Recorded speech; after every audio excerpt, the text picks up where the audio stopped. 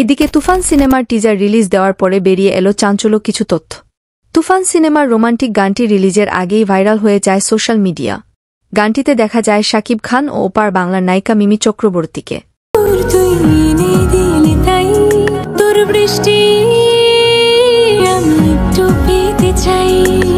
গানের মধ্যে দেখা যায় megastar Shakib Khan romantic look নিয়ে মিমি চক্রবর্তীর আশেপাশে হাঁটাহাঁটি করছে।